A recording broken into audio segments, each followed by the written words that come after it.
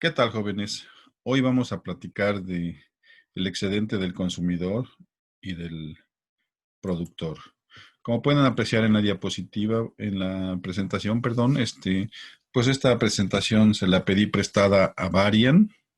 Yo le hice algunos ajustes, pero bueno, él es el dueño de esta presentación. Si hay algún error, si hay alguna inconsistencia, pues ahí le reclaman a Varian, ¿sale? Vamos a hablar del excedente del consumidor y del excedente del productor. Miren ustedes, vamos a empezar por un ejemplo muy simple. Dice, midiendo en términos monetarios los beneficios del intercambio. Esto casi suena a teoría del intercambio puro, ¿se acuerdan? Usted puede comprar tanta gasolina, dice el ejemplo, como quiera al precio de $1 el galón, una vez que se encuentra dentro del mercado. Pregunta, ¿cuánto es lo máximo que está dispuesto a pagar para entrar al mercado? Bueno, la disponibilidad a pagar es que el consumidor esté dispuesto a pagar una cierta cantidad por un bien. Esa sería la disponibilidad a pagar. Si estás dispuesto a pagar tanto para obtener ese bien. Obviamente habrá quienes sí estén dispuestos y habrá quienes no estén dispuestos, ¿verdad? Va a haber de todos. ¿De qué va a depender los que sí estén dispuestos? Bueno, pues dependerá primero que nada de su nivel de ingresos, porque habrá quienes estén dispuestos a lo mejor, pero no les alcanza su ingreso para poder pagar por ese bien. Eso por un lado. Y por otro lado, de la necesidad que tengan de ese bien. Si no lo necesitan, pues entonces seguramente no lo van a comprar.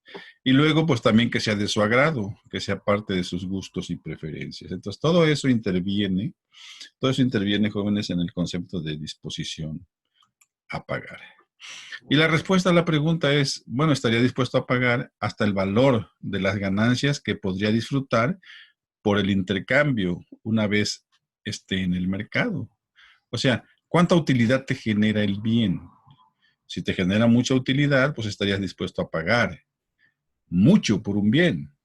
Si la expectativa es que te genere poca utilidad, bueno, pues entonces tu disponibilidad a pagar como consumidor sería menor. ¿Se pueden medir estas ganancias por el intercambio? Y si la respuesta es sí, bueno, ¿cómo? ¿Cómo las podemos medir? Aquí tienen ustedes tres formas de medir los beneficios del intercambio. Bien. El excedente del consumidor, la variación equivalente y la variación compensada o compensatoria. Estos dos ya los vimos, nomás nos falta hablar del excedente del consumidor. Y no necesariamente coinciden. Dice aquí que solo en una circunstancia especial estas medidas pudieran coincidir, pero no es común que coincidan. Entonces lo más probable es que difieran, ¿sí? Que son valores con cierta proximidad, pues sí, pero eh, pueden o usualmente van a diferir. Ujú. Y vamos a empezar con un ejemplo que desarrolla aquí el autor, muy simple. Dice, supongamos que la gasolina puede ser comprada solo en unidades de un galón. O sea, no puede ser comprada en unidades menores a un galón. Entonces, solo puede ser comprada en unidades de un galón. ¿Sí?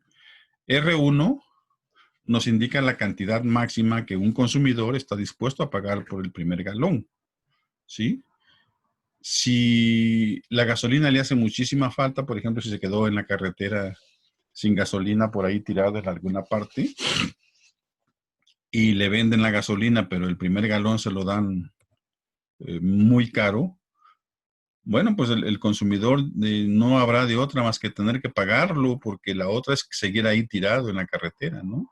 Entonces, en ese momento, en este caso tan especial, su disponibilidad a pagar es muy alta, ¿sí?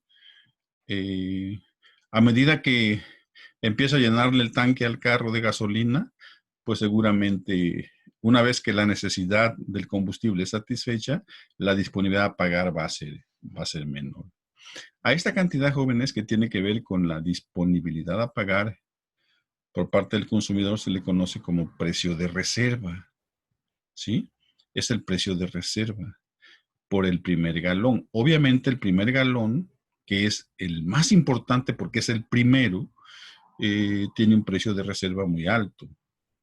El segundo también tiene un precio de reserva, tan alto quizás o un poco menor que el primero.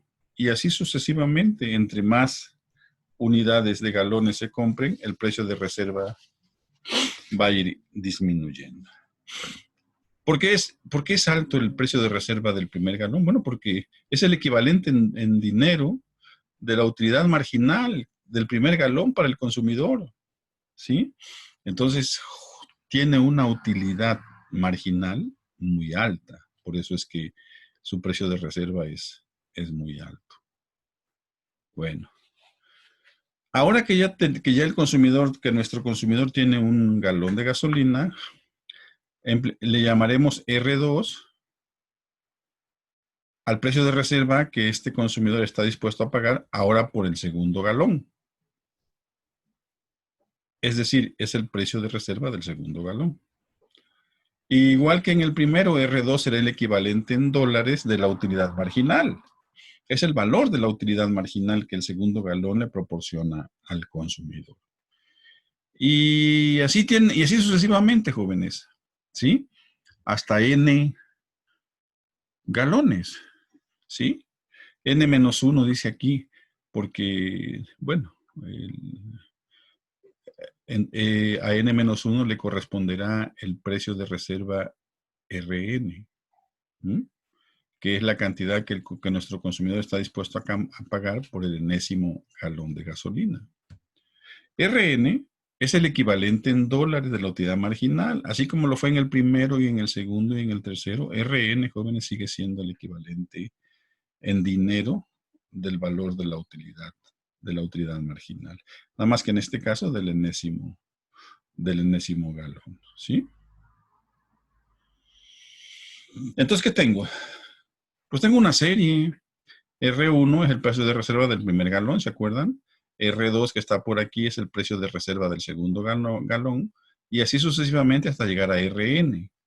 Esta serie, ¿sí? Sumada, es entonces el equivalente en dólares del cambio total en la utilidad resultante de adquirir N galones de gasolina, ¿sí? Si cada uno se acuerdan, ¿sí? Era la expresión en dinero de la utilidad marginal, pues juntos todos sumados siguen siendo la expresión en dinero de la utilidad marginal. Entonces, por eso es el equivalente en dinero, o en dólares en este caso, del cambio total en la utilidad resultante. Entonces, que quede claro, jóvenes, esto mide o es la expresión en dinero de la utilidad resultante de adquirir N galones de gasolina. Entonces, R1, R2, R3, Rn menos el precio al que se venda, ¿sí? Será el equivalente en dólares del cambio total en la utilidad resultante de adquirir N galones. Ojo, jóvenes, aclaro aquí. R1, R2, Rn es el precio de reserva, no es el precio al que se vende el galón, ¿sí? Por eso, a toda esta serie de sumas que tenemos aquí, le vamos a restar el precio, ¿sí? Le restamos el precio que el galón alcanza en el mercado y nos queda un excedente, ¿sí? Nos queda un sobrante. Este sobrante será el equivalente en dólares del cambio total en la utilidad resultante de adquirir N galones de gasolina al precio PG por cada galón. Vamos a ver ahorita en una gráfica para que quede más claro. Entonces, si graficamos estos valores de los precios de reserva R1, R2 hasta Rn, ¿sí? Nos genera una curva que le vamos a llamar la curva de precios de reserva, porque eso es, estoy graficando los precios de reserva. Entonces la curva que me genera es la curva de precios de reserva. Y es una curva que se parece a una curva de demanda, ¿sí? Tiene algunas características que la hacen muy similar a la curva de demanda. Sin embargo, no es igual a la curva de demanda del consumidor. No es una curva de demanda, pero se parecen y esa propiedad la vamos a aprovechar. Entonces, miren ustedes, aquí tengo el precio de reserva o más bien la curva de precio de reserva de 5 galones, ¿sí? El primero, ¿se acuerdan que el precio de reserva era R1, del segundo era R2, del tercero era R3, del cuarto era R4, del quinto era R5 y del 6 era R6, que en este caso pues ya es cero. Ujú. Entonces ahí está. Esta es mi gráfica de precios de reserva, ¿sí? Ahora bien, ¿cuál es el valor monetario de nuestra ganancia por intercambiar en el mercado de gasolina al precio PG? Bueno, pues vamos a verlo. Miren ustedes, este es el precio de la gasolina, ¿sí? Entonces, el primer consumidor que tenía un precio de reserva muy alto, ¿sí? Si al precio de reserva le restamos PG, pues le queda todo esto, ¿sí? Le queda un excedente, un sobrante muy grande. Al segundo galón, que sería este el precio de reserva, le restamos el PDG y nos genera esto. Y así sucesivamente. Nótese que conforme va disminuyendo el precio de reserva, ¿sí? Eh, se acerca al PG, que es el precio del galón. Incluso el quinto galón ya está por abajo del precio de reserva, lo que quiere decir que la expresión monetaria o el valor de la utilidad que el quinto galón genera ya no es suficiente para adquirirlo, ¿sí? El precio es mayor que la expresión monetaria de la utilidad del quinto galón, ¿sí? Entonces, ¿qué fue lo que hicimos? Pues lo que hicimos fue a cada precio de reserva restarle el precio del galón, ¿sí? Entonces a R1 le restamos PG, a R2 le restamos PG y así sucesivamente a todos les restamos PG, ¿sí? Y lo que nos da es esta expresión, que no es más que gráficamente equivalente a esto mismo. Bien, entonces miren lo que tenemos. La parte de arriba, la parte moradita, ¿sí? Son precios de reserva o es el área de los precios de reserva que resultaron mayores al precio, al PDG, al PG, ¿sí? Entonces, esto es disponibilidad a pagar del consumidor que no la pagó, ¿sí? No la pagó, sino que le sobró, le quedó, porque el precio del galón en el mercado era mucho más barato, mucho más bajo. Entonces, esto, jóvenes, constituye un concepto sumamente importante en economía que le vamos a llamar el excedente del consumidor, ¿sí? Bien. Y es justamente el valor de la utilidad neta por las ganancias del intercambio. Eso es. ¿Y qué es el excedente del consumidor? Pues es la disposición a pagar menos la cantidad pagada realmente por los compradores. Esta es la ecuación del excedente del consumidor, jóvenes. ¿Cuánto está dispuesto a pagar y cuánto realmente pagó? ¿Sí? Entonces, esta diferencia obviamente es la que va a marcar el área del excedente del consumidor. Bien, ahora vamos a hacer un poquito más explícito el ejemplo. Ahora vamos a suponer que la gasolina se puede vender en unidades de medio galón. Primero asumimos que se podía vender solamente en unidades de 1 galón, ¿sí? Ahora vamos a suponer que se puede vender en medios galones. Igual R1, R2 hasta RN serán los precios de reserva de sucesivas unidades de medio galón de gasolina. Vamos a ver cómo se ve nuestra curva de precios de reserva. Miren ustedes. Ya se amplió, ¿no? Porque fraccionamos el insumo, que es la gasolina, lo partimos a la mitad y ahora lo que tengo son medios galones. Entonces, si teníamos 5 galones, lo partimos a la mitad, ahora tenemos 10 medios galones, ¿sí? Ahí está el PDG. El PDG es el precio del galón de la gasolina y como pueden ver, hay un área como esta donde el precio de reserva es mayor que el precio del galón. Y hay otra área, como hay 9 y 10 medios galones, pues que no entran, que no son que no son comprados por el consumidor porque el precio de reserva que está dispuesto a pagar por ellos es mucho más bajo que el precio que alcanza el medio galón en el mercado. ¿Sí?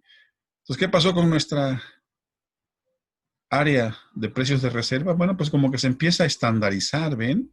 Si yo eh, hago más pequeña la unidad en la que puede ser vendida la gasolina, por ejemplo, aquí la tengo ya en cuartos de galón, o sea, cuatro de estas cosas, uno, dos, tres, cuatro, hacen un galón, ¿sí?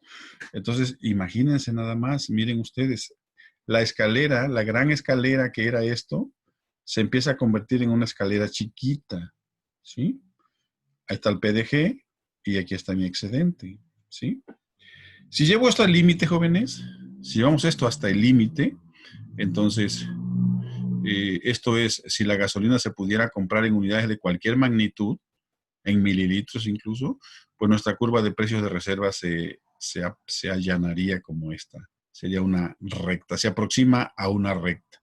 Si lo llevamos al límite, la escalera se convierte en una recta, ¿sí? Ahí está el PDG, ¿sí? Y entonces toda esta área, arriba del PDG, pero por abajo de la curva de precios de reserva, constituiría el excedente del consumidor, todo esto, ¿sí? Como ven. Ujú. Entonces, esa área por abajo del precio de reserva, pero por encima del precio de mercado, se le conoce como el excedente. ¿Por qué no usamos este método en economía para calcular el excedente del consumidor? Bueno, pues porque no es fácil, jóvenes, no es fácil estimar la curva de precios de reserva del consumidor. Es una tarea muy complicada, ¿sí? No es fácil conocer la disponibilidad a pagar de todos los consumidores, por ejemplo. En consecuencia, ¿sí? Y como una aproximación, ¿eh? La curva de precios de reserva es reemplazada con la curva de demanda ordinaria del consumidor, ¿sí? Entonces, si vamos a reemplazar la curva de precios de reserva por la curva de demanda, entonces la curva de demanda, ¿sí? Me va a describir la magnitud del excedente del consumidor. Y va a ser el área bajo la curva de precios de reserva, en este caso va a ser el área bajo la curva de demanda, ¿sí? Y por encima del precio de mercado, ¿sí? Entonces el excedente del consumidor va a ser el área bajo la curva de demanda ordinaria, pero por encima del precio de mercado. Aquí tengo las dos. Aquí tengo la curva de precios de reserva, que sería la línea blanca, y la curva de demanda ordinaria, que sería la línea amarilla. Aquí la gráfica lo que trata de destacar, jóvenes, es que no son iguales, ¿sí? Pero hay una diferencia, pero esa diferencia no es muy significativa. Entonces aquí tengo el precio de mercado del galón y ahí está el excedente del consumidor si usamos el precio de reserva y ahí está el excedente del consumidor si usamos la curva de demanda ordinaria. Entonces, como ven, eh, la curva de demanda ordinaria es fácil conocerla y se puede utilizar como sustituto de la curva de precios de reserva para estimar el excedente del consumidor y para hablar de cuestiones de bienestar social sobre todo, ¿sí? Muy bien. Dice aquí que la diferencia entre ambas curvas, la de precios de reserva y la de demanda del consumidor, pues se debe sobre todo al efecto ingreso, ¿sí? Pero si la función de utilidad del consumidor fuese cuasi lineal en el ingreso, entonces coincidirían al 100% jóvenes la curva de precios de reserva y la curva de demanda ordinaria, como ven. Solo en ese caso pudieran coincidir, pudieran empalmar al 100% estos dos grandes conceptos. Y aquí tengo una función de utilidad del consumidor que es cuasi lineal en X2, ¿sí? Esta es la función de utilidad, ¿sí? Y esta es su expresión, B de X1 más X2. Tenemos un P2 igual a 1, entonces el problema de optimización para el consumidor es maximizar la utilidad, esta, sujeta a esta restricción, que es una restricción presupuestal, P1X1 más P2X2, pero como P2 es 1, entonces me queda una restricción presupuestaria así. Entonces lo que voy a hacer es sustituir este X2 acá, ¿sí? Para que quede de esta manera, ¿sí? Entonces, determinamos X1 para maximizar y me queda así, B de X1 más M menos P1X1, ya está sustituido.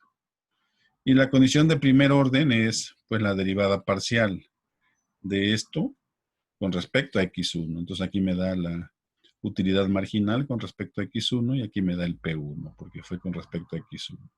Y me queda que P1 es igual a la utilidad marginal de X1. Que esto, jóvenes, pues es la ecuación de demanda ordinaria del consumidor para el bien 1. Esto es la función de demanda ordinaria. Entonces, mi curva de demanda ordinaria cuando las utilidades, la función de utilidad es cuasi lineal, pues es esta. P1 igual a B' de X1. Aquí está, ¿sí? Entonces, el excedente del consumidor, si esta es la función de demanda, que sería la trayectoria de esta recta, toda, el excedente del consumidor es justamente el triángulo sombreado, ¿sí? Pero el triángulo sombreado es toda esta curva, una recta en este caso, ¿sí? Todo esto menos este rectángulo. Entonces, el excedente del consumidor no es todo hasta acá, es solamente hasta aquí. Entonces, el área bajo la curva, pero por encima del precio de mercado, ¿sí? Entonces, lo que quiere decir que a esta área, desde aquí hasta acá, hasta X1', le tengo que restar este rectángulo. Y es lo que tengo aquí, el excedente del consumidor, como la integral de la demanda con respecto a X1, menos el producto, menos el valor de este rectángulo. Y eso me da el excedente del consumidor. Esta fórmula aplica, jóvenes, para cualquier caso, no solamente si la demanda es recta o es curvilínea, bueno, la ecuación es la misma, ¿sí? Muy bien. Entonces, de acuerdo a esta expresión, la función de demanda me funciona muy bien para conocer la ganancia de la utilidad del consumidor por consumir X1. Entonces, el excedente del consumidor, jóvenes, es la medida exacta de la utilidad obtenida por el consumidor al consumir unidades del bien 1 cuando la función de utilidad es cuasi lineal en el bien 2. Entonces, fíjense bien, en este caso, el excedente del consumidor es exacto. En situaciones diferentes, el excedente del consumidor podría no ser exacto, podría no ser igual, pero sería aproximado, ¿sí? Entonces, el cambio en la utilidad total del consumidor resultante de un cambio en su precio, en el precio de uno, es aproximadamente el cambio en el excedente del consumidor. ¿Sí? Bien. Pues aquí está. Esta es la función inversa de demanda del bien X1. Aquí está X1 y aquí está P1. Este es el precio de mercado. Esto es la cantidad que se vende. ¿Sí? Y aquí está el excedente del consumidor antes de que varíen los precios. Estamos asumiendo que el P1 no varía. Pero ¿qué ocurre si el P1 varía? Por ejemplo, si en este caso sube. Si en este caso sube P1, bueno, pues lo que tenemos es que el excedente del consumidor disminuye, ¿sí? Se mueve hacia acá. Y entonces el consumidor, el poder adquisitivo del consumidor es cada vez menor porque su excedente disminuyó. Entonces perdió todo este rectángulo que tenía aquí y este triángulo que tenía acá. Entonces, esta sería la pérdida de excedente del consumidor por un incremento en los precios del galón de la gasolina. ¿Sí? Bien. Ahora, para entender mejor cómo funciona el excedente del consumidor, necesito, jóvenes, conocer el excedente del productor. ¿Sí? Porque las dos grandes fuerzas que interactúan en el mercado son tanto la del consumidor como la del productor. Vamos a ver, ¿qué es el excedente del productor? Bueno, el excedente del productor es la cantidad que recibe un vendedor por vender un producto, por ofertar un producto, pero hay que descontarle el costo de producción, ¿sí? O sea que si un consumidor va a vender naranjas al mercado, al tianguis, supongan que va al tianguis, y vende el kilo de naranja a 15 pesos, como está ahorita más o menos, de esos 15 pesos, ¿sí? Tiene que descontarle lo que le cuesta producir un kilo de naranja. Entonces, si producir un kilo de naranja le cuesta 10 pesos, el excedente del consumidor sería de 5 pesos, ¿sí? Entonces, el excedente del productor, perdón, entonces el excedente del productor mide el beneficio que obtienen los vendedores o productores por participar en un mercado, ¿sí? Entre más alto sea el precio al que vende el productor o vendedor, pues más grande es su excedente, jóvenes. Por eso los productores siempre van a buscar vender a precios más altos y los consumidores van a buscar comprar a precios más baratos. Entonces, esto se convierte en un regateo entre productores y consumidores. Aquí tenemos el costo de producción de 4 personas que producen eh, un bien determinado. ¿Sí? Stalin le cuesta 900, a Edison le cuesta 800, a Diego le cuesta 600 y a Bruno le cuesta 500. Entonces pareciera ser que Bruno es el más eficiente de todos ellos. Vamos a ver. ¿Sí? Pues sí, miren, este es el costo de Bruno, es el más bajo. Luego el costo de Diego, que es el segundo más bajo. Luego el costo de Edison, que es más alto. Y luego el costo de Stalin, que es el más alto de los 4. ¿Sí? Y me genera otra escalerita, ¿ya vieron? Tengo otra escalerita, ¿sí? Donde justamente tengo los costos por unidad de producción de los vendedores. Ujú. Si la llevamos al límite también esta escalerita, pues obtengo el costo marginal, la trayectoria de la curva de costo marginal, que ya ustedes la conocen, ¿sí? Esta curva de costo marginal, pues puede operar como la función de oferta de la empresa. Ujú.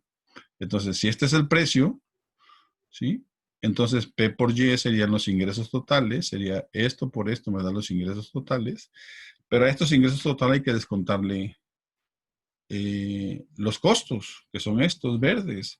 Entonces, si a estos ingresos totales, que es P por Q, le restamos los costos, pues entonces me quedan los beneficios. Este triangulito. Este triangulito serían los beneficios y constituiría el excedente del productor. ¿Sí? Entonces, ahí está, jóvenes. Este es el excedente del productor. ¿Mm? Entonces, los cambios en el bienestar del productor pueden ser medidos nuevamente en dinero, jóvenes, de la manera como se hizo con el consumidor. ¿Y cómo le hacemos? Pues a través de este concepto que es el excedente del productor. ¿Sí? Entonces, entre más grande sea el excedente, entre más grande sea, pues mayor es el bienestar del productor. Más grande es su excedente. Ujú. Aquí están los costos variables, ¿sí? Y ahí está. Entonces, ¿cómo obtenemos el excedente del productor? Pues es igual al valor recibido por los vendedores menos lo que le costó producir el producto que está vendiendo. Entonces, el ingreso total por unidad vendida menos lo que cuesta. Ujú. Ese es el excedente del productor. Ujú. Obviamente, joven es un productor que tiene costos de producción más bajos, como el caso del productor que teníamos aquí, pues tiene mayores excedentes, tiene mayores ganancias. Aquellos que tienen costos muy altos, pues no tienen excedentes. ¿Por qué? Porque tienen costos muy altos. Entonces es un gran negocio, jóvenes, para la empresa bajar costos. Y eso es lo que van a hacer, a lo que se van a dedicar las empresas, es a buscar la manera de bajar sus costos de producción. Entre más capaces sean de disminuir sus costos de producción, más posibilidades tienen de obtener excedentes altos.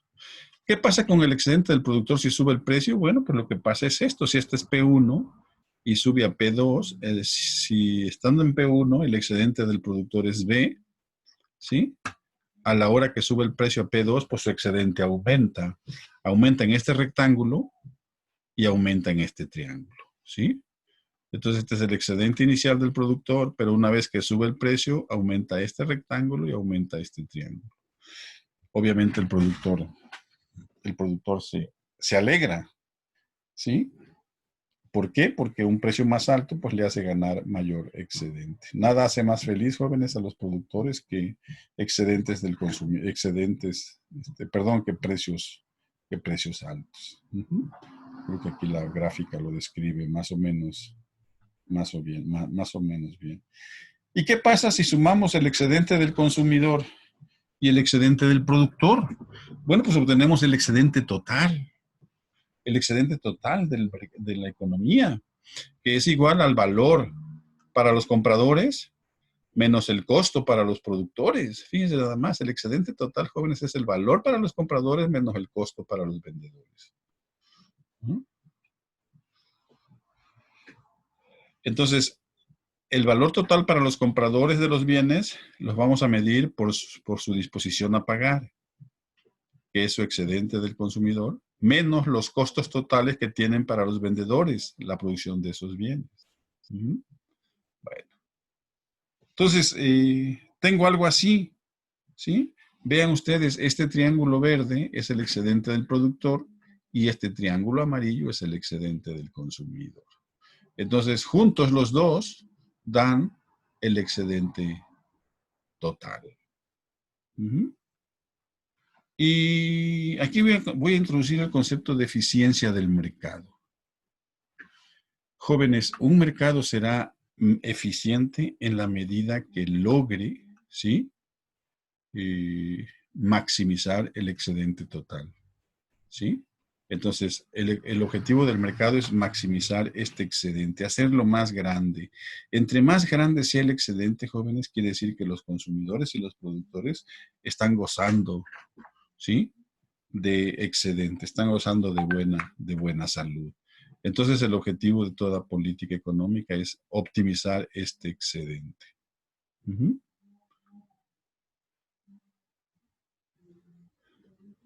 Entonces, fíjense bien, cuando un mercado se encuentra en equilibrio, el precio, el precio del mercado, este precio de mercado, determina que compradores y que vendedores participen en el mercado, ¿sí? Este precio del equilibrio va a hacer que tanto productores como consumidores participen en el mercado, ¿sí?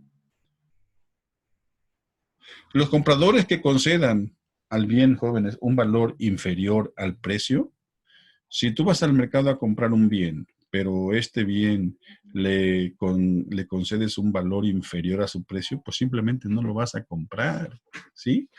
Y aparecen comentarios, no, está muy caro, no, no me hace falta, no, no lo quiero. ¿Qué te desestimuló? Pues el precio. ¿El precio por qué? Porque la valoración que le dabas al bien se quedó por abajo del precio. Los vendedores cuyos costos son más bajos que el precio deciden producir y vender el bien. Fíjense bien, un vendedor que tiene costos bajos y que va al mercado a vender sus productos, si el precio es más alto que su costo, pues claro que va a vender el producto, lo va a vender, ¿sí? Pero si hay productores cuyos costos son más altos que el precio, ¿sí? Imagínense que vayan a vender, no sé, cualquier cosa, una herramienta, y que el precio, ¿sí? Sea menor a lo que costó. No, pues bonito negocio para la empresa, ¿verdad? Va a perder. Entonces, aquellos productores cuyos costos son más altos que el precio, no lo producen ni lo venderán. Estos jóvenes, entonces, nos lleva a conclusiones muy interesantes, ¿sí? Los libres mercados asignan la oferta de bienes a los compradores que les conceden más valor, representado por su disposición a pagar. Fíjense bien, los libres mercados asignan la oferta de bienes a los compradores que les conceden más valor, ¿sí? Representado por su disposición a pagar. Esto es, jóvenes, el mercado va a producir aquellos bienes que son deseados por el consumidor, ¿sí? También Los libres mercados asignan la demanda de bienes a los vendedores, que los pueden producir con el menor costo. O sea, el mercado le proporciona a los productores jóvenes la demanda, el tamaño del mercado, el tamaño de los consumidores que están dispuestos a comprar ese producto. Todo lo que hace el productor, conociendo que el mercado necesita ese producto porque hay clientes que lo compran, lo van a ofertar, ¿sí? Nada más que tendrán ventaja aquellos productores cuyos costos sean más bajos. Y bueno, los libres mercados producen la cantidad de bienes que maximiza la suma del excedente del consumidor y del productor. ¿Sí?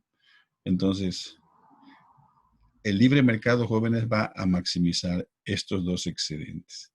Entre más grandes sean estos dos excedentes, mayor cantidad de productores y consumidores habrá beneficiados. ¿Cómo la ven?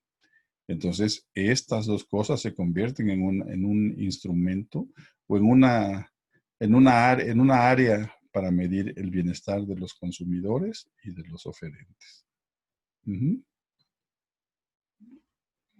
Ahora, debido a que el resultado de equilibrio es una asignación eficiente, jóvenes, de los recursos,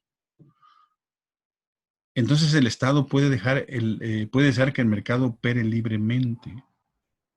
No te metas no alteres el mercado. Si el mercado está operando libremente y de forma eficiente, déjalo así. Esto, jóvenes, fue la famosa mano invisible de Adam Smith. Y a esta política se le conoció como el laissez-faire, que significa dejar hacer, dejar pasar. Jóvenes, este término fue diseñado por Adam Smith, aunque él nunca le llamó así. Fue otro autor el que dijo que lo que hacía Adam Smith era esta política, ¿sí?